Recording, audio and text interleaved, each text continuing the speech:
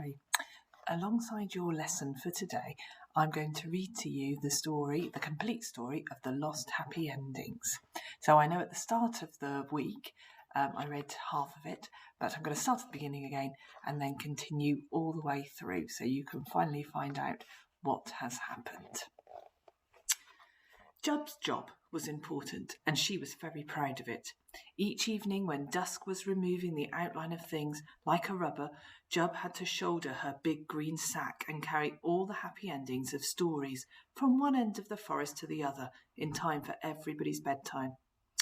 Once she had reached the edge of the forest, Jub had to climb to the top of a huge old oak tree, still with her sack on her back, and sit on the tallest branch. Then, very carefully, Jub would open the sack and shake out the happy endings into the violet evening air. She was good at this because she had 6 fingers on each small hand. Some of the endings drifted away like breath, and others fluttered upwards like moths fumbling for light. Some looked like fireflies disappearing amongst the kindling of the leaves and twigs, and some were fireworks zipping skywards like rockets and flouncing off in a jackpot of sparks high above the forest. When the last ending was out of the sack, Jub would scamper and rustle her way down to the ground and set off homewards through the darkening woods. Sometimes the eyes of owls flashed from the trees like torches and made her jump, or bats skimmed to the top of her head like living frisbees, and she squeaked with alarm. But Jub trotted quickly along and was soon home in her own cosy hole. She would sleep quite late the following day.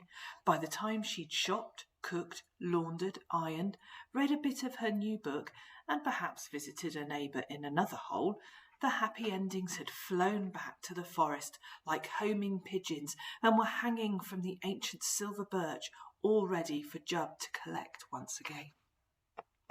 One evening, as Jub set off with her full sack, she noticed scarfs of mist draped in the trees. One of them noosed itself around Jub's neck, soft and damp, and made her shiver. By the time she had reached the middle of the forest, the mist had thickened, and Jub could only see a little way ahead. The shadowy trees looked villainous, tall ghouls with long arms and twiggy fingers. Bushes crouched in the fog as though they were ready to pounce like muggers. Jub hurried on. "Hello, my small dearie-o." Jub jumped. A twisted old woman with a face like bark of a tree and horrible claw hands was standing on the path in front of Jub. She had fierce red eyes like poisonous berries. "What's in the sack?" "Let me pass, please," said Jub. "What's in the sack, I said?" The old woman had grabbed hold of Jub's arm. Her touch nipped like pepper. "Let me alone," gasped Jub. "I must go on." "Shut up," said the vicious old woman, and she spat green spittle in Jub's face. Jub was so shocked that she took a step backwards and tripped over a tree root. Faster than fury, the old woman was on her and had snatched the sack of happy endings. "I'm having this, my 6-fingered dearie-o," she snarled. Then she spat at Jub again and hobbled rapidly away into the darkness and the fog. Jub lay there for a long time, terrified that the witch would return. The fog began to lift, and the moon turned the narrow path through the forest to a long silver finger. An owl's hoot questioned sadly. Jub got to her feet. The happy endings were lost. She turned and ran back down the path towards her home, scattering bitter tears in the cold black night. As Jub ran sobbing through the forest, children in their beds were listening to their bedtime stories. But tonight there were to be no happy endings. Hansel and Gretel were trapped, screaming in the gingerbread house, while the wicked witch made the oven hotter and hotter. Some of the children started to cry. Cinderella's foot was too big for the glass slipper, and some of the children started to howl. Snow White died when she bit the poisonous apple, and she stayed dead forever. Some of the children started to scream. The big bad wolf gobbled up Little Red Riding Hood and enjoyed every red mouthful. Some of the children had hysterics. On and on the parents of the children read, and worse the stories became. Soon the night was filled with the awful sound of frightened or disappointed children weeping and wailing in their beds. Deep in her hole in the forest, Jub heard the noise that the children made. Her heart was as sore as toothache. All night long the children cried or asked for the light to be left on, or refused to sleep on their own, or wet the bed. Jub rocked back and forth in her hole, moaning with sorrow. When the dawn came, it grew quieter, and poor exhausted Jub fell fast asleep. As she slept, she dreamed of a golden pen, which could write on night itself, and when she awoke in the evening, there was the golden pen on the little table beside Jub's bed. Quickly, without even thinking, Jub seized the pen and set off into the forest. It grew dark. The stars whispered to themselves in the black sky. When Jub came near to the spot where the witch had snitched her sack, she stopped. She wondered what to do. She held the golden pen between her fingers and drew a question mark in the night air. It floated before her, a perfect gold glowing in the darkness. Suddenly, Jub knew exactly what to do. She would write her own happy ending on the night. She held tightly to the golden pen and began. Every word she wrote shone out in perfect golden handwriting.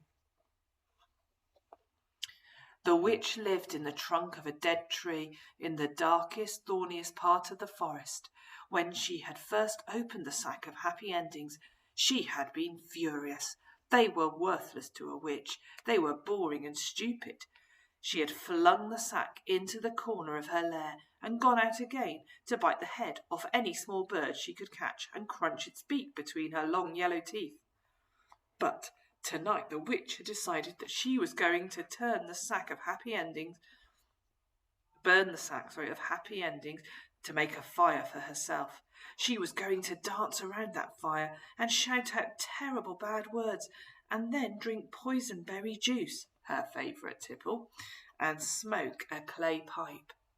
So she lugged the sack outside, added a few dried leaves and twigs, then squatted down and began to rub 2 sticks together to make a spark to light the fire.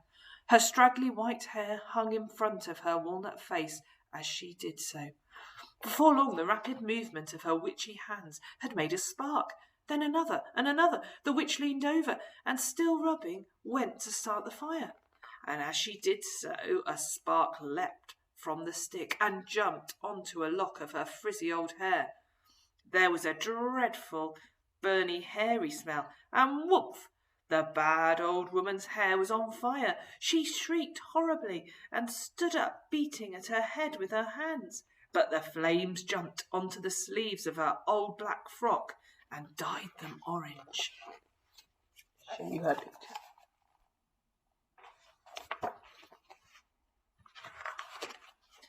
The witch danced crazily around the fire, singing hideously.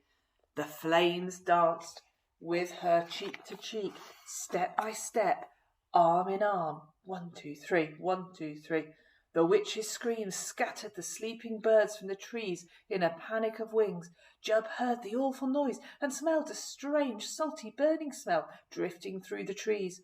She followed her nose, and it led her to the middle of the forest. At first she thought she had stumbled upon a fire, spitting and crackling like the breath of a dragon. But then the fire opened its jaws and roared, and she saw it was the witch burning to death. There was nothing Jub could do, even if she had wanted to. She stared in horror into the witch's small red eyes until they were burned completely black, and the witch collapsed in a sudden hiss of ash and glowing cinders. The sack of happy endings lay on the ground beside her, covered in leaves and twigs, but otherwise completely untouched. Jub grabbed the sack and ran as fast as her short legs could carry her towards a huge old oak tree on the other side of the forest. When Jub had written the last sentence of her ending, the golden words glowed more brightly than ever against the page of night, then suddenly disappeared. Jub shivered and looked round. She was standing next to the remains of a small fire and holding the sack of happy endings in one hand and the golden pen in the other.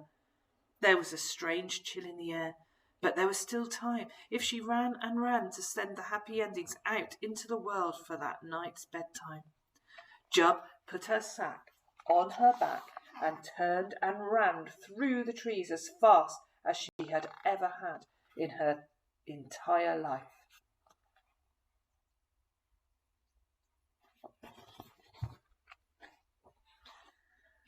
A soft rain began to spit gently on the dull smoky coals of the fire. The moon gaped down at the forest, agog with light.